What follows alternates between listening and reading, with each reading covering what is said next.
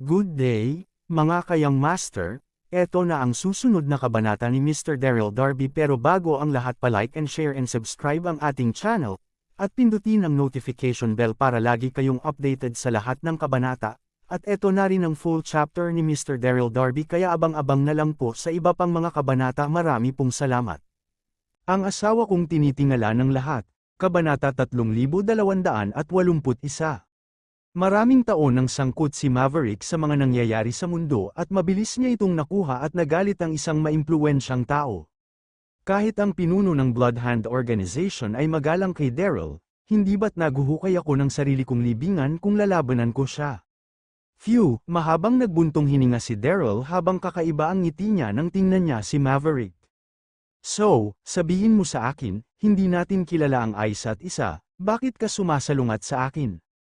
Pinunasan ni Maverick ang malamig na pawis sa kanyang noo at mabilis na sumagot, "Tama ka Mr. Daryl, hindi namin kilala ang isa't isa, wala kaming sama ng loob." Pagkatapos ay huminto si Maverick at maingat na nagpatuloy, "Ang hayop na si Grady ang dahilan ng nangyari ngayon araw." So, si Grady pala, nanatiling diretso ang mukha ni Daryl pero nanunuot na ang kanyang galit. Isang tanga, alam niyang hindi ko siya kapantay, kaya walang hiya niyang pinakidnap si Lolita. Napamura sa sarili si Daryl at nagpatuloy sa pagtatanong, "Anong nangyari pagtapos mong kidnapin si Lolita? Anong plinano ninyo ni Grady?" Napakamot ng ulo si Grady sa kaba. Sabi ni Grady, "Susuko ka kapag ginamit ko si Miss Lolita para takutin ka." Nang sandaling yon, kinidnap kita at nagpaputok ako para magparating ng mensahe sa kanya. Pupunta siya para gumawa ng eksenang pagsagip kay Lolita, galit at namangha si Daryl sa plano. Gustong maging bayani ni Grady para iligtas si Lolita, nagsalita si Daryl. Kung ganoon ay gamitin na ang mga paputok bilang senyales at dalhin dito si Grady. Pagkatapos ay inutusan ni Daryl si Olena, "Maaari niyong isama si Lolita at hintayin ako sa paanan ng bundok. Magtago kayong maigi at huwag ninyong hahayaang malaman ni Grady." Sige, tumango at sinenyasan ni Olena ang kanyang tauhan na kumilos. Pagkatapos ay mabilis siyang umalis kasama ang walang malay na si Lolita, medyo natarante si Maverick. Maingat niyang kinausap si Daryl, "Mr. Daryl, isa kang." Ngumiti at nagtanong si Maverick bago niya pa matapos ang kanyang sasabihin, "Hindi ba't gustong umarte ni Grady, magsasaya kaming dalawa?" Ipinaliwanag ni Daryl kay Maverick ang kanyang plano. Paulit-ulit na tumango si Maverick sa plano ni Daryl, hindi niya tinangkang kalabanin ang opinyon ni Daryl. Makalipas ang ilang segundo, inutusan ni Maverick ang kanyang mga tauhan na magpaputok sa iyong senyales na sumang-ayon siya kay Grady, "Lolita." Narinig ang malakas na pagsigaw mula sa gubat sa hindi kalayuan. Matapos marinig ang mga paputok, di nagtagal dali-daling pumunta si Grady habang may dala siyang malaking espada. Mukhang tao ng hustisya si Grady at patuloy siya sa pagsigaw, "Huwag kang matakot Lolita, nandito ako para iligtas ka." Mahusay ang pag-arte ni Grady, pero hindi niya alam na nailigtas na si Lolita, wala ito sa bundok. Walang pag-alangang sumigaw si Maverick nang magpakita si Grady. Sumigaw siya, "Sino ka para pumunta sa aking lugar para iligtas ang kung sino man, hulihin siya." Ikinaway ni Maverick ang kanyang kamay. Peter Patter, nang biglang pinalibutan ni Cyclops ang ibang mga lalaki ni Grady. Nanatiling kalmado si Grady, bumulong siya kay Cyclops at sa iba pa. "Nagtrabaho kayong maigi mga kapatid, mag-iinom tayo sa labas pagtapos niyan." Nagkaroon ng kasunduan sina Grady at Maverick na gagawa siya ng palabas para talunin si Maverick at ang mga tauhan nito at iligtas si Lolita. Sumang-ayon sa plano ang parehong partido at pareho silang nagtulungan. Subalit naguluhan si Grady nang walang sumagot sa kanya, masungit ang tingin sa kanilang mga mukha. Sa isang kisap mata, nag-ayaw ang magkabilang panig, nagtulungan sina Cyclops at ang iba pa dahil nagkaintindihan sila at malupit nilang inatake si Grady. Bukod pa roon, sumali rin si Maverick sa paglalaban, sandaling nalito si Grady.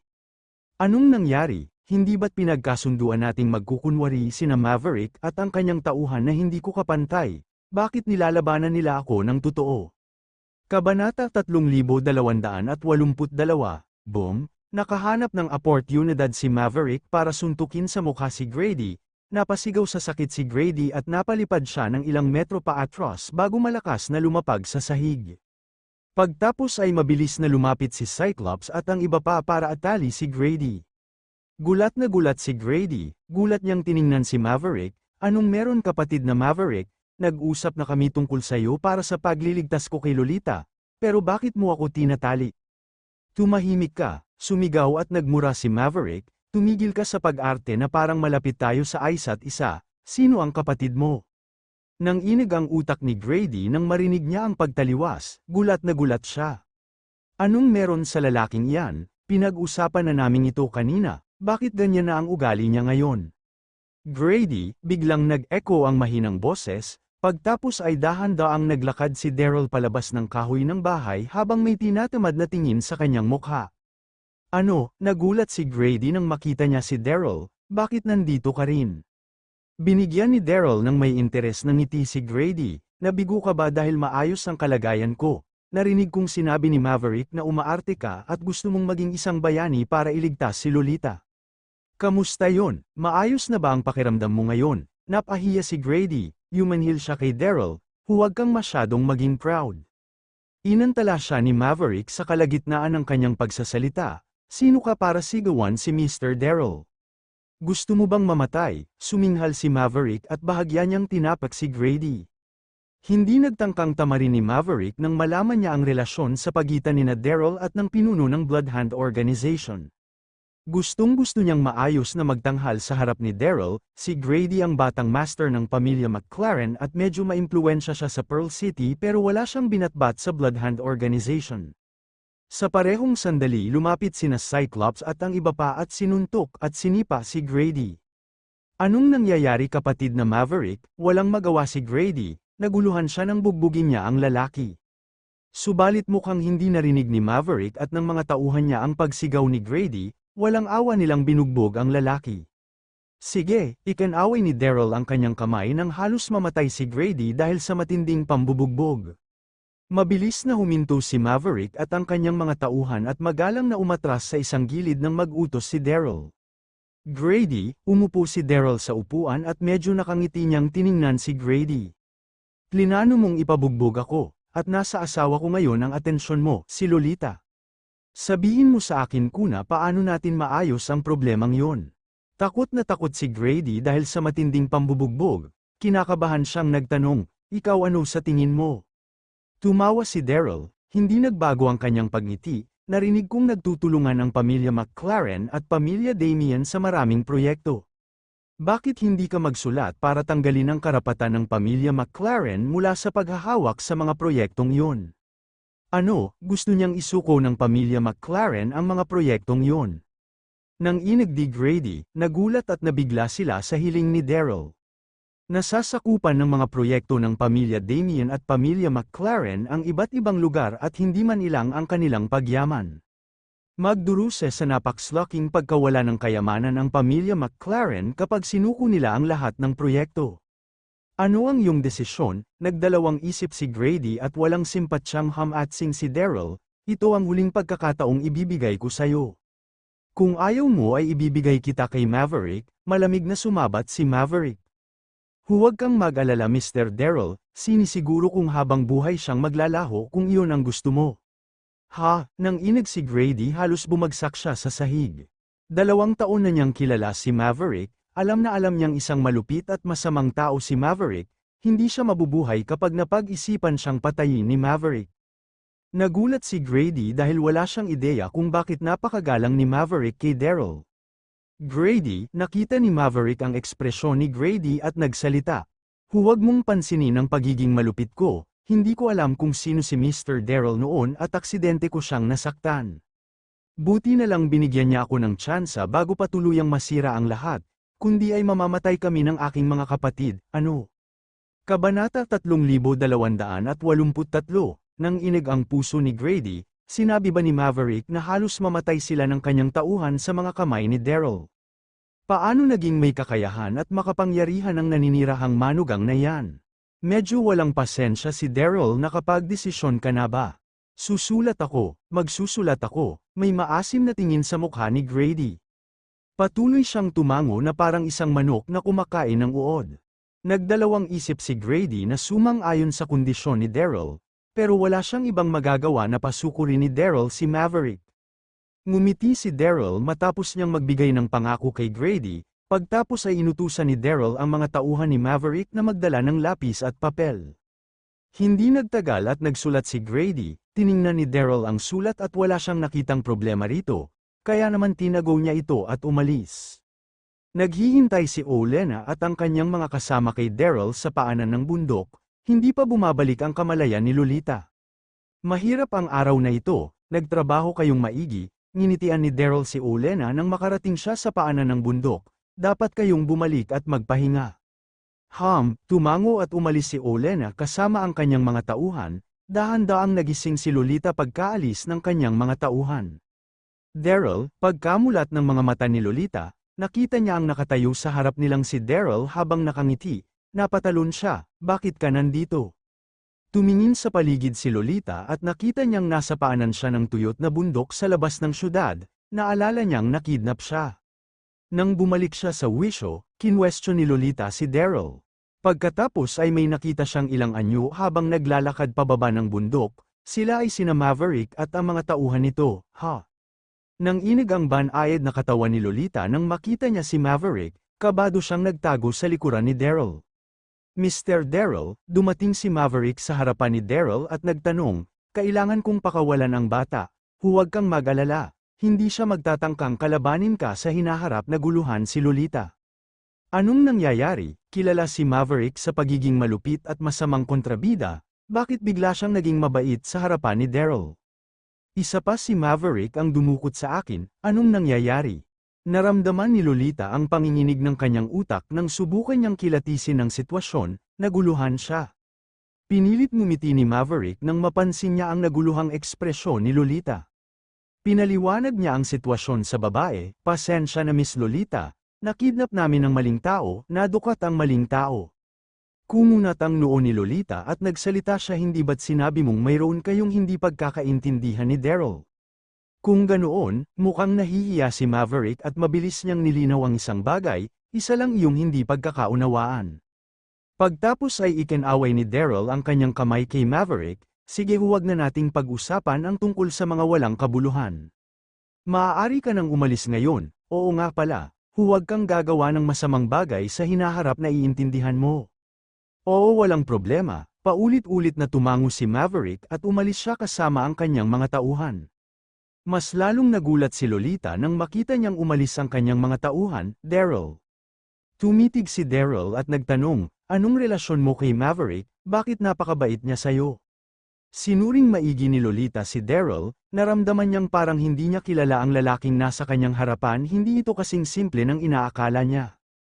Kabanata 3284, napakamot ng ulo si Daryl at banayad na nagsalita habang nakangiti. Kakakilala ko lang kay Maverick kaya hindi kami gaanong malapit sa isa't isa. Kakakilala mo lang sa kanya, bahagyang kumunat ang noo ni Lolita, mas lalo siyang naguluhan. Pinag-isipan ni Daryl ang tungkol dito at nagsimula siyang gumagawa ng kwento. Paano ko sasabihin ito? Well, palaging malaki ang paghanga sa iyo ni Maverick, napag-alaman niyang ikinasal ka sa isang ordinaryong apothecary at hindi siya nasiyahan doon. Gusto niya akong turuan ng leksyon kaya sinabi niyang may sama ng loob sa pagitan natin. Alam ni Daryl na buong gabing nag-alangan si Lolita sa insidenteng yun, kaya maaari lamang siyang gumawa ng kasinungalingan na sasabihin sa babae. Namula si Lolita nang pakinggan niya ang paliwanag ni Daryl, si Maverick ang aking sekretong tagahanga. Nagsalita si Lolita, kung ganoon ay bakit mo ako kinidnap? Hindi mapakilang inalag ni Daryl ang tiyan niyang ulo sa gulat habang nagsasalita.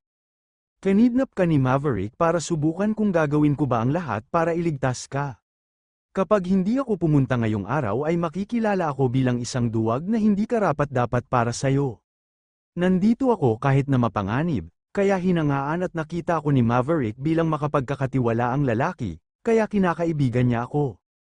Tumango nang may paghihinala si Lolita pero hindi pa rin niya mapigil ang sumulyap nang may pag-alinlangan kay Daryl. Medyo makapal ang mukha ni Daryl, walang hiya niyang pinuri ang kanyang sarili. May naalala si Lolita at gulat niyang tiningnan si Daryl at mahinang nagtanong, totoo bang mag-isa kang pumunta para iligtas ako ngayong gabi? Walang malay si Lolita kanina, kaya hindi niya alam ang mga nangyari. Ngumiti at tumango si Daryl. Bakit mo yan ginawa? Curious na tanong ni Lolita. Nagbuntong hininga si Daryl bago siya ngumiti at nagsalita. Walang alam, dahil ako ang asawa mo. Gasp, nagulat si Lolita nang marinig niya ang sinabi ni Daryl. Nakita ang mga bakas ng alon sa kailaliman ng kanyang puso, medyo naantig at nahiya siya. Medyo naging weird ang paligid, nag-react si Lolita makalipas ang ilang segundo.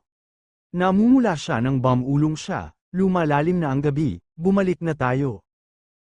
Tumango at umuwi si Daryl kasama si Lolita. Kinaumagahan, nagpadala si Damien ng mga kasambahay para gisingin sina Lolita at Daryl. Ginawa ni Daryl ang kanyang ipinangako, kahit na magkahati sila ng kwarto ni Lolita, lagi siyang natutulog sa sahig.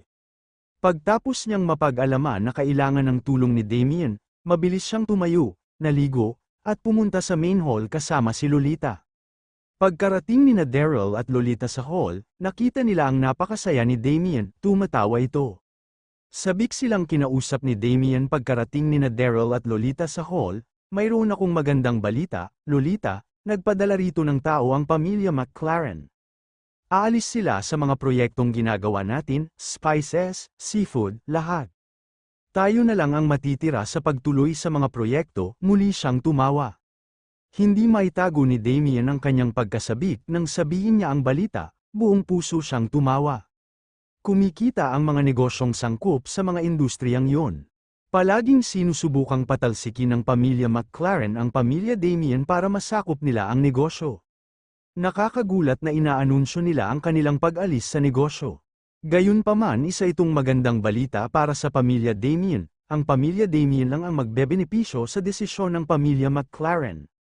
Kaya naman dapat itong ipagdiwang, nang inig si Lolita nang marinig niya ang balita, sobrang saya at sobrang nasabik siya. Isang napakagandang balita para simulan ng araw, nagkaroon na sa wakas ng konsensya ang pamilya McLaren sa kanilang mga naging aksyon. Siyempre, alam ni Daryl ang tungkol sa mga nangyayari, nakipagkasundo siya kay Maverick kagabi at pinilit niyang magsulat si Grady tungkol sa pag-alis sa negosyo. Naisip ni Daryl na gagamitin ni Grady ang matamis niyang oras para gawin ang kanyang ipinangako pero nasurpresa siya nang naging mabilis si Grady. Kabanata 3285, sobrang nasabik si Damien, pagtapos ay may bigla siyang naisip at masayang nagsalita.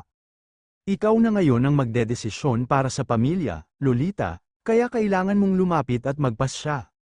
Magkakaroon ng auction sa Jewel City bukas. Narinig kong maaaring naroon si Duke Rowan. Imbitado ang pamilya Damien, bakit hindi ka pumunta para magsuri sa auction? Nasabik si Daryl nang marinig niya ang tungkol sa auction, nasurpresa siya nang malaman niyang may mga auction sa Roland Continent. Mukhang hindi interesado si Lolita, umiling at nagsalita siya, kilala mo ako lolo, hindi ko kailanman ginusto ang ganoong klase ng kaganapan. Tumawa si Damien, pagtapos ay ngumiti siya at mahaba ang pasensyang hinikayat si Lolita. Kilalang kilala kita, pero ngayong ikaw na ang magdedesisyon para sa pamilya. Kailangan mong lumabas at panatilihin ang mga relasyon, paano ka hindi magsasalita para sa pamilya? Tinignan ni Damien si Daryl, tama maaari akong sumama sayo, Daryl. Pagtapos ay tinapat ni Damien ang ulo ni Lolita at nakangiting naglakad palabas ng hall. Hindi napigil ang magbuntong hininga ni Lolita, pupunta tayo sa Jewel City bukas. Kailangan mo na lang makinig sa aking plano, ayos ba? Hindi mabilang na mga artista at dignitaryo ang pupunta sa ganoong kaganapan, hindi hahayaan ni Lolita na ipahiya ang pamilya Damien ng isang naninirahang manugang na si Daryl. Walang problema, tumango si Daryl, samantala sa manor ng pamilya McLaren. Nakaupo si Grady sa napakagandang silid, lasing siya, mukhang madilim ang kanyang mukha. Gusto niyang gamitin si Maverick para turuan ng leksyon si Daryl pero hindi niya inakalang tatalikuran siya ni Maverick at sa halip ay tutulungan nito si Daryl. Bukod doon, pinilit din siyang magsulat tungkol sa pag-alis ng pamilya McLaren sa kanilang mga karapatan sa maraming negosyo at proyekto na nagdulot ng malaking pagkalugi. Ginugol ni Grady ang araw sa pag-iinom at paglabas sa kanyang galit. Young Master, biglang may nagsalita sa labas ng pinto, magalang ito, mayroon kang bisita. Pagtapos ay bahagyang bumukas ang pinto at kasama ng isang kasambahay ang isang lalaking nakasuot ng itim na robe papasok ng pinto. Nakabalot sa itim na robe at itim na hood ang lalaki na parang nilamon siya ng dilim. Malayo at may malakas na aura ang lalaki, Lancelot ang pangalan ng lalaki, nagmula siya sa All-Being Sect. Isang sikretong assassin organization na lumitaw sa Roland Continent sa nakalipas na 2 buwan, tinawag itong All-Being Sect. Naniniwala ang mga miyembro nito sa prinsipyo ng pagiging pantay para sa lahat, papatahin nila ang kahit na sino hanggat binabayaran sila. Malupit ang sinapit ni Grady sa kamay ni Daryl, Young Master Grady. Hindi nagbago ang tingin ni Lancelot kay Grady, sino ang gusto mong puntiryahin ko? Sumirit si Grady habang nagkikiskis ang kanyang mga ngipin, ang matandang Damien at si Daryl. Pagtapos ay tinuro ni Grady ang 2 kahon ng mga gintong barya katabi niya. Iyan ang deposito, magbabayad pa ako ng maraming komisyon pagtapos. Mukhang baliw na lalaki si Grady nang sabihin niya yun. Kahit ano pang pag-alalay ang mayroon si Daryl ay dapat siyang mamatay. Hindi rin mapapalampas ang matandang Damien, okay. Hindi nag-react si Lancelot sa 2 kahon ng mga gintong barya, walang gana siyang nagsalita, gagawin ng All-Being Sect ang misyong ito. Mukhang kalmado si Lancelot at hindi nagbago ang kanyang hitsura sa buong pag-uusap pero puno siya nakakapagpahirap na pagiging malayo. Nang sumunod na araw ay sumakay sina Daryl at Lolita sa Unicorn Cart at nagtungo papuntang Jewel City. Ang Jewel City ay ang kabisera ng Crescent Moon Principality at kasing unlad nito ang Atlantis. Matapos ang 3 oras na paglalakbay, nakarating na sina Daryl at Lolita sa Rose Manor, pribadong manor ni Duke Rowan ang Rose Manor, ito rin ang venue ng auction, maraming tao ang nagtipon sa entrada ng manor, maayos ang suot ng lahat, mga kilalang artista at dignitaryong mula sa Crescent Moon Principality ang mga maaaring magpartisipa sa auction.